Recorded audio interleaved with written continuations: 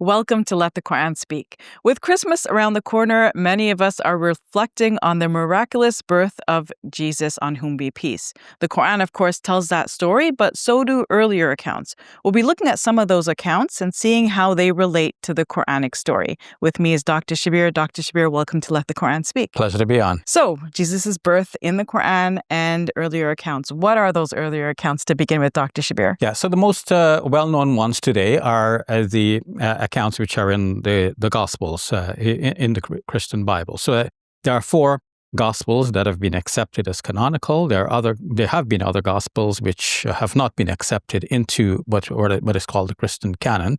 So they did not become part of the Christian Bible. Within the Christian Bible, we have 4 Gospels. 2 of them do not say anything about the birth stories of Jesus, that being the Gospel according to Mark and the Gospel according to John. As for Mark starts with Jesus being at about 30 years old when he appears on the scene suddenly, and he's there being baptized by John the Baptizer.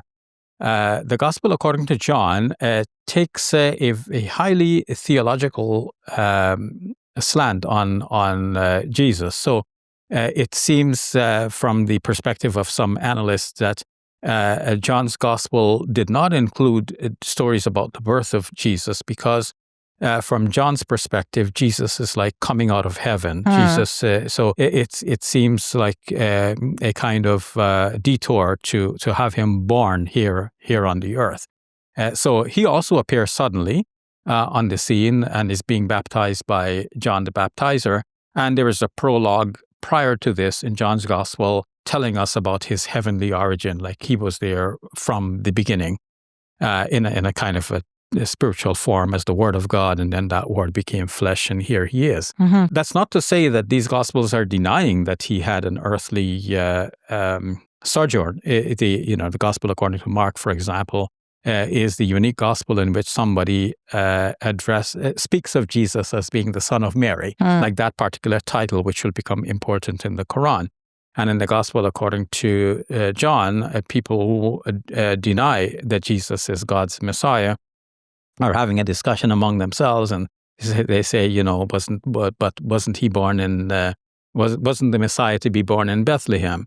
And some say, oh, he's from Nazareth, and somebody says, well, can anything good come out of Nazareth? So they know it's not to be denied that he has earthly connections, but John's Gospel wants to give us this more heavenly sort of view. Okay, now coming to Matthew and Luke, they both have birth stories.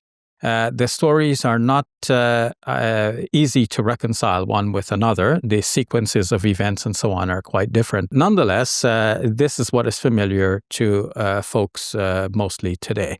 Now, at one time, prior to these Gospels becoming or let's say the New Testament being fully compiled, there were other stories and writings which were in circulation as well. So one such story is the Protoevangelium of James, and perhaps it's called Proto because it's not really the Gospel yet, meaning if we think about Jesus going about preaching his message, and that's the Gospel. So this is like the proto story, the story before the story, and it's the Evangelium because Evangelium means good news or gospel, as we term it today. So the Protoevangelium of James basically tells us about not so much the infancy of Jesus, but the infancy of Mary and Mary's genealogy, like how she's born and so on. So many see a connection between this gospel and the Quranic story, because the Quranic story about Jesus actually begins with Mary and her childhood. Coming to the Infancy Gospel of Thomas, both of these, Protoevangelium of James and Infancy Gospel of Thomas, were compiled probably in the 2nd century of the Christian era. This gospel goes more into the childhood of Jesus. If you, I don't know if you saw that Netflix film in which I think it was called Raising Dion, where this kid grows up with some special powers, and he's discovering his powers as he goes. And, you can imagine a child going through experience like this and doing something that is, a result of the special power that he has, and he's just discovering his power. So he might wonder, like, did I do that? Like, how was that even possible, right? Mm-hmm. And he's learning about his powers as he goes. If one were to think about Jesus being God, as people began eventually to think of him as the centuries rolled by, think about his childhood. Like, if he's God, then he must be omniscient and he must be omnipotent. And this must have always been his qualities. He wouldn't have started like Dion to not know what he's about, and he's discovering that he has powers. He should know that from the inception. Well, the Gospel of Thomas actually gives us exactly that. Like, here is this child, and he knows what he's doing, and he has the power. Performing all these miracles and from he's childhood, right? Yeah, from childhood, he's performing all these miracles, and he seems to know everything. The unfortunate part of it is that he appears very cruel in this Infancy Gospel of Thomas. Like, he might kill other children and so on. Okay.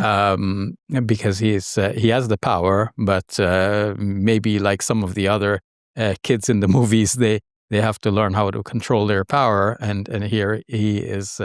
It's not even a concern for the writers that he seems to be going out of control. That's how they present him, good or bad. This is the all-powerful here. And now, the Gospel of Pseudo-Matthew is a Latin work, and that shows the popularity of these stories because, if the others were written in Greek, they are written in Greek. Pseudo-Matthew is written in Latin, so if Greek is more, on the eastern frontiers of Christianity being used, now Latin is in the West, and so we see East and West this kind of curiosity about Jesus. Because remember, we mentioned the other Gospels seem to start with, like Mark starts with Jesus at 30 years old.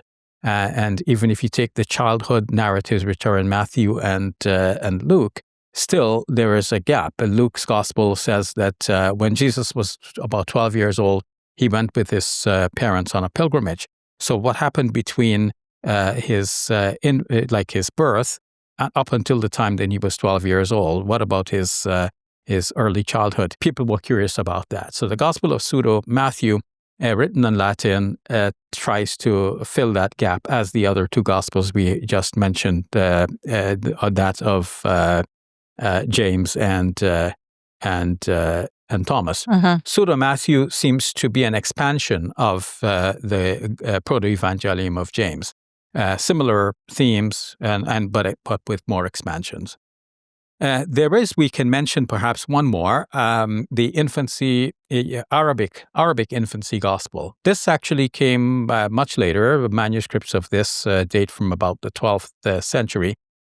So it's after the Quran. Even the Pseudo-Matthew Gospel is dated around the 7th or 8th century. So that the writing of that would have been later than the Quran, but one can say maybe that stories were circulating orally prior to that and prior to the Quran. The Infancy Gospel in Arabic seems to be a compilation from these other Gospels, and perhaps with some influence from the Quran itself. So that gives you a sort of a background. How do all these fit in with the Quran and the Quranic story of Jesus' doctrine? So in a previous episode, we talked about the Quranic story. So now, just in brief, we can say that the Quran's purpose was to, in a way, draw attention of people to the known stories and to bring out the Quran's teachings that could be shown to link to these stories. So the Quran does tell us extensively about the birth of Jesus and of course, prior to him, of Mary. In Surah 3, the chapter Al Imran, and Surah 19, chapter Maryam. But the Quran's purpose is also to correct misunderstandings of people. So if they thought from the Infancy Gospel of Thomas that Jesus is divine, well, the Quran is saying Jesus performed all of these miracles, not necessarily as a child, but he performed these bi'idhnillah, by the grace of God, or by the permission of God. And so ultimately, so his miracles are pointing towards God, then. That's right. Yeah. That's and right. God's glory. Exactly. Okay. And looking at the Pseudo-Matthew's Gospel and the Infancy Gospel of James, we can see also that the Quran incorporates stories about Mary or Maryam, to use the Arabic term, but shows us that she was dedicated to service in the temple. She was a chosen person, and she believed in the Word of God, and she becomes now an example for us for all generations to come. All right, we'll leave it at that. Thank you, Dr. Shabir. You're welcome. Assalamu alaikum. Welcome to Muslim Media Hub, the new home of Let the Quran Speak. Here we spread positivity and good. We help people experience the beauty of Islam and help them appreciate and understand Muslims. This beautiful building we purchased at cost $2.3 million. Yeah, we've already raised a third of that money, and with your help, inshallah, we can pay off the rest. So we're looking for people who can give $1,000 each. If you can be part of the select group, that's amazing. Otherwise, just please give whatever you can. Every dollar counts. It's our collective responsibility to share the message of Islam with our fellow human beings. Please help us continue this good work. It's a sadaqah jariyah, something that will continue to be a benefit to the Muslim community long after Safiya and I are gone.